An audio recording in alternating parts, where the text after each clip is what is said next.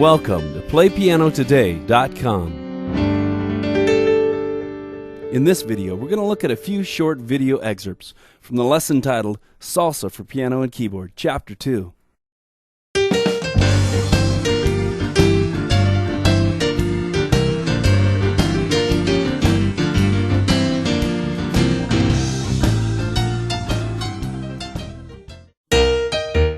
Welcome. In this video, we're going to do a quick overview and look at a few video excerpts from the piano lesson series titled Salsa for Piano and Keyboards, Chapter 2. Lots of south of the border spice in here today. You're going to have a great time. We're going to look at a few things that are going to increase your ability to bring this style of music to the keyboard. For the left hand, we're going to look at a powerful foundational technique called the walking bass.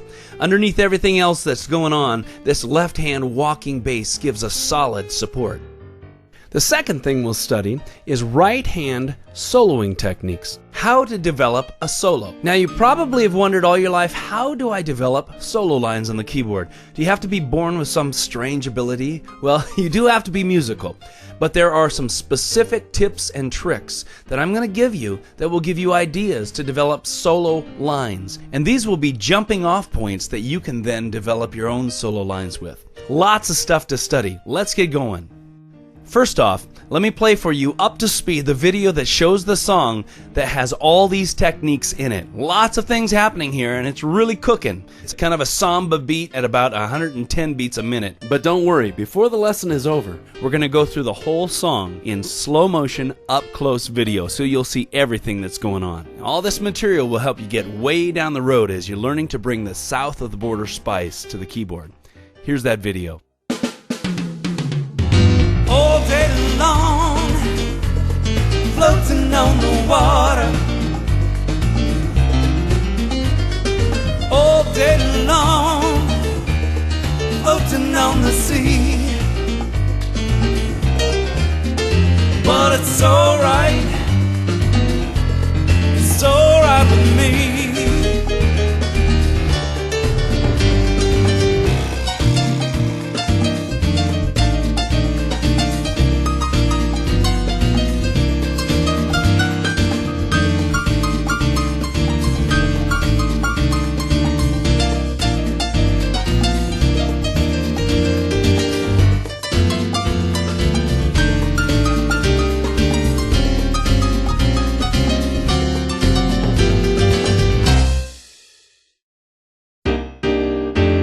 Get ready. Now, right off the bat, you may have noticed that the chord structure that we're playing these chords over is a little different from Salsa Volume 1. I'm throwing something new at you.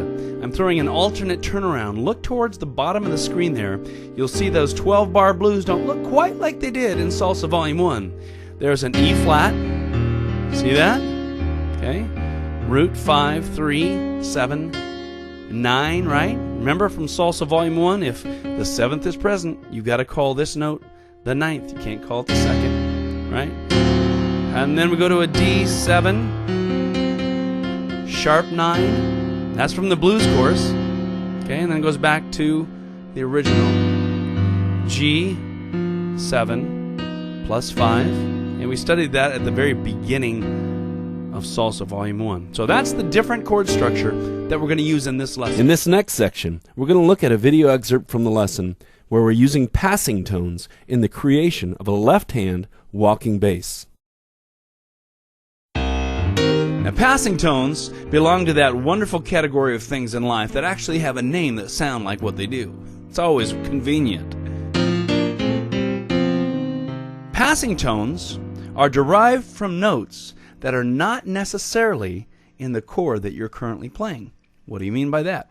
Well, we're going from C to F, right? And the notes of C, that's C minor 9, right? Ooh, that's pretty muddy down there, but those are the notes. Now, I could play a line going from C to F if I'm not going to do the pogo stick bass line. If I'm going to do notes that are in C minor 9, I could do something like this. Right? And that would sound okay. Sounds all right. After a while, it gets a little boring because it becomes predictable. So watch this. Here's another alternate. Now that F sharp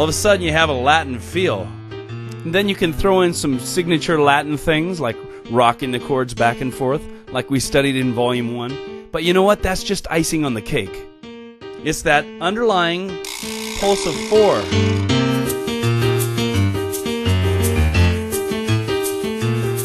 Just a subtle thing like that brings new life. This has been a very quick overview of the piano lesson titled Salsa for Piano and Keyboard, Chapter 2. If you'd like to see more, go to PlayPianoTODAY.com/video. In this website, there's a wealth of online piano and keyboard lessons that you can dig into right away, including this lesson.